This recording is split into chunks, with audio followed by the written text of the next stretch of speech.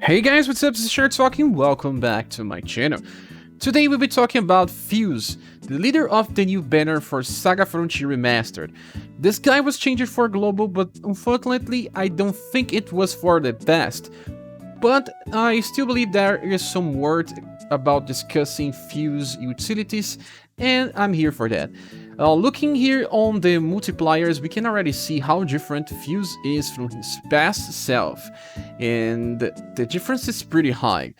In global, our Fuse has higher intelligence. He has around 80 intelligence, and that's very different when comparing to this one that has only 42.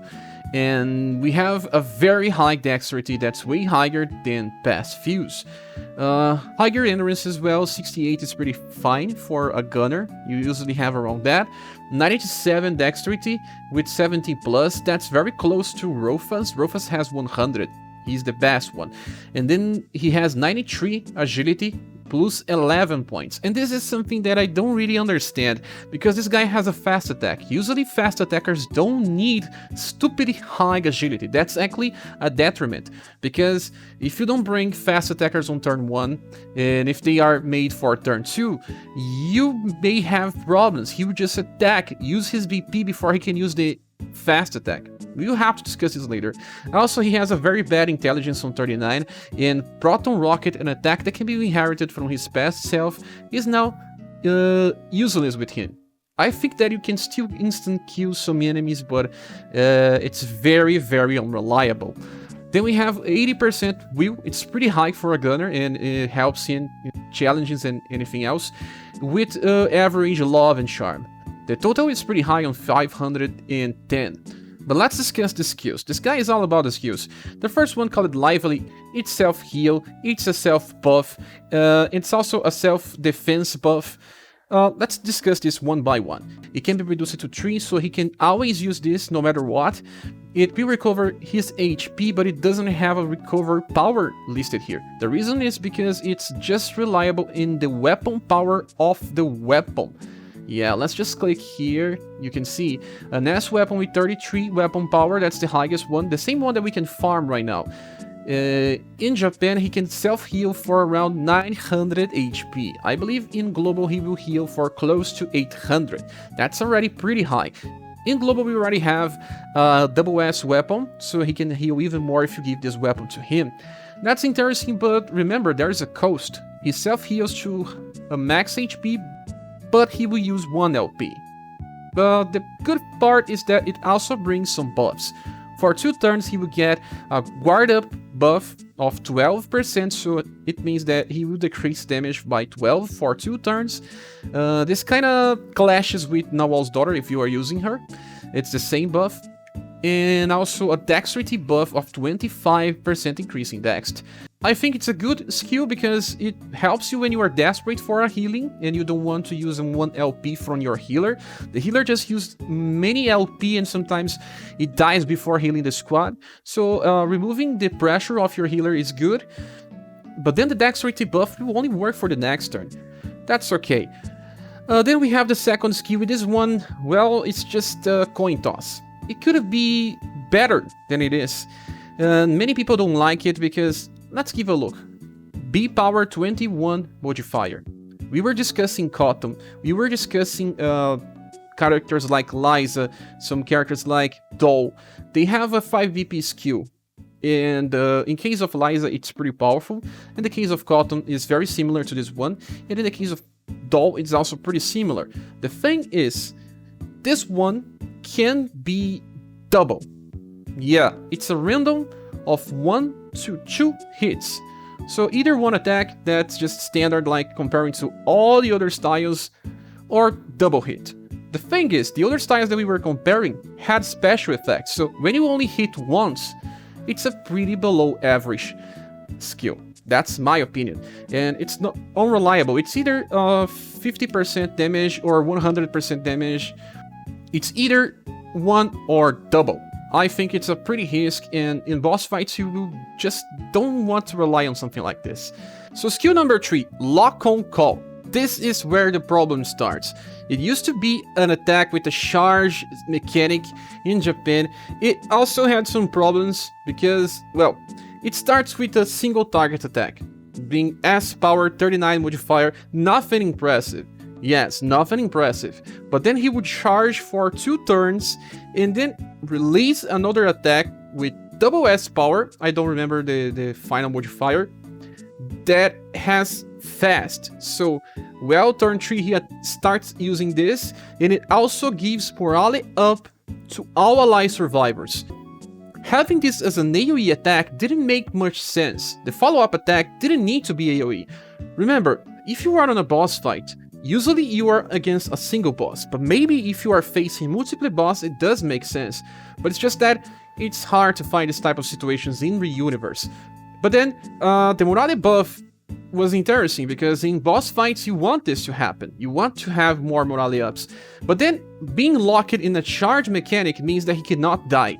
Because if he dies, he loses the buff. He loses the charge mechanic. So, some people complaining about this because the usefulness is kind of strange. He opens with a moderate damage attack, then he uses another attack that's still not so strong because it's focusing on being an AoE. Double S for an AoE is amazing. But do you really need AoE after 2 turns? I don't know. So, this was changed for global. Let's stop talking about the Japanese counterpart. In global, the S power 39 modifier, it's now AoE. Yeah. And besides just being AoE, it also is fast. So we have S power, probably the same modifier with 39, but then they increased the BP cost to 16. So fully awakened, this is 13. Only turn 2. Yeah, he doesn't have any way to increase his own BP. So turn 2, you have a fast attack with S power 39 modifier and the same morale up from the follow-up attack that has 3 turn effect. 3 turns effect for medium morale up, that is 25% increase in damage. So let's try to understand the usefulness of this. Maybe you are thinking about using him for farming, since he attacks with AoE. Yeah, that should work, but then there's a problem. His agility is insanely high. He will attack more faster than most characters in this game. So what you have to do is bring a fast AoE or single target attacker, depending on the stage, to kill the first wave. Because if you rely on non-fast attacks, the chances of Fuse attacking first are insanely high. And then he will attack with True Snipe, that is an attack that has a coin toss. It's either normal, standard, below average damage, or double the value. This coin toss is not interesting. You should not even be using this for farming. So you can try to remedy this with something. Inherit Submachine Gun and leave it on 6 BP, the same for True Snipe, so that we will ignore True Snipe. And if he fails to use Lock on Call, at least he will be using Submachine Gun. That is an AoE attack, and the damage will be pretty good. Remember, his dexterity is pretty high, and also his agility. But this also makes him a little limited. You wanted to take advantage of the third skill. But let's say you bring a fast attacker for turn 1 so that he can open on turn 2. If you can bring it, that damage will be pretty impressive. This skill has probably the highest damage potential for an AoE attack, save for Coppelia, but then Coppelia doesn't have such a high status, so it's very similar output, and I do believe that even then, Fuse will do more damage. And she also brought some problems with her own design. Remember? She had Ultima Soul, that is also the same cost, and this attack kills herself and has a 45 multiplier, double S power. The problem was that she had a very high agility, so if you didn't have any fast attacker and you wanted to use her on a Rainbow Rangers formation or any agility plus slot, she would just attack the enemy before the other characters. So Ultima Soul needed to be aligned with another attacker with fast property, and that kinda restricts the character a little. Even through the raw damage of Coppelia is still pretty strong, even to this day, Fuse will have this insane problem with his design. I don't think it's so much of a problem for those that have many or multiple AoE fast attackers or single targets just like Monica, but it limits a little. If you don't have the first fuse, you will also not have access to submachine gun. So what you have is a character that can do a single target attack with a high probability, because he will go first unless you get him in an agility negative slot, and it can be very below standard damage. Either you bring a fast attacker for turn 1 so you can use fuse on turn 2, or you just stick to submachine gun as inheritance. Well, I do believe that for boss fights he will still be good. This also means that he may be useful for other situations that have multiple enemies. You will have to plan well with your squad so that you can save their attacks for turn 2, because remember, if you want to take advantage of the morale up, your characters will have to save their skills for turn 2. Yes, at least they will attack right after fuse. I don't see many situations where this is needed.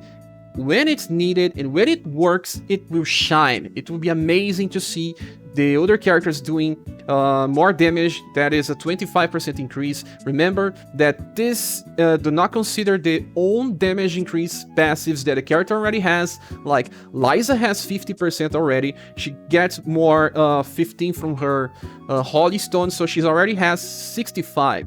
So 25 means that she reaches 90% increase with the help of fuse. And it may not seem so significant if you don't know how it works. Well, that's a problem, but yeah, this is how it works. Now let's give a look on the passives. The first one is called Strike Strategy. On the beginning of the round is a wave, he gives himself and all surviving allies a 10% increase in blunt damage. Yes. This is pretty good because in the past we had 10% buffs, but they were more reliable in REG, like Global Exclusive Katarina that only had 25% chances of triggering the effect. Now it's a guarantee, but it's only for the first turn on a new round. Still very good for farming, even if he has some problems here and there. Then the second one is Breathing of Mind. He has a chance of healing himself and recovering his BP. So for long fights, it means that he gets more BP to try to use the third skill again for morale up, so that he can help increase the damage of the squad. And recovering HP will help him also survive more time and also not be one shot. That is good, but the usefulness is better for boss fights. Then Shield Up 5, it's Fired Up 5, 20% increase in damage at all times. So he only has Fired Up 5 to increase damage, but also the 10% increase in blunt. So in the end, he gets like 30% increase in damage, and that's not that bad because he also self-heals and gets BP. But on the same time, I question his utility. He's very interesting on paper, but how many times will you replace one of your characters to use Fuse? What does exactly he brings? He brings a guard up, he brings self-sustain, he can self-heal to the max, that's pretty interesting. The second skill may not be so good, he is very good for AoE with either submachine gun or with lock on call, and the morale buff will be very powerful if you save it for overdrives or for, yeah, I think for overdrive is even better because it always goes first because it has fast. So on overdrive you open with fuse and then the other 4 characters will do very good damage. Maybe that's how he was designed. That's very similar to how we got Summer Selma. Summer Selma eventually got stronger because of new formations, and Fuse, at least Fuse don't need an agility formation. He just needs more dexterity to increase this power, because sometimes he would just be using AoE attacks in single targets. I mean, many times. Lock on Call is amazing, but it's kinda niche because of how it was designed. 13 BP is too much. But remember, if you have another fast attackers, you can take advantage of Fuse. If you don't have any other fast attacker, you need to have the first Fuse so you can have a better cycling. So Fuse trades power for easiness of usage. It's not easy to use, but the power is higher than everything that we have for fast AoE. That is an interesting point because it's how you evaluate this type of stuff. Do you evaluate a higher power? Do you need more power to clear a wave that could not be cleared by other character? And this time it's only one element. There is Bart and Joe that can do 2 elements. There is Mikhail and also Xenon, some other characters that will be useful in more situations. Here it's just blunt. It's still powerful blunt, but at least you have to understand that it will not be useful in all situations. That's it, guys. Thank you so much for watching this video. We'll not be giving any grade like the past banners. I hope you guys enjoyed this video. If you want to support the channel, you can use the links on the description. Don't forget to comment or give a like. We see each other on the next one. Bye.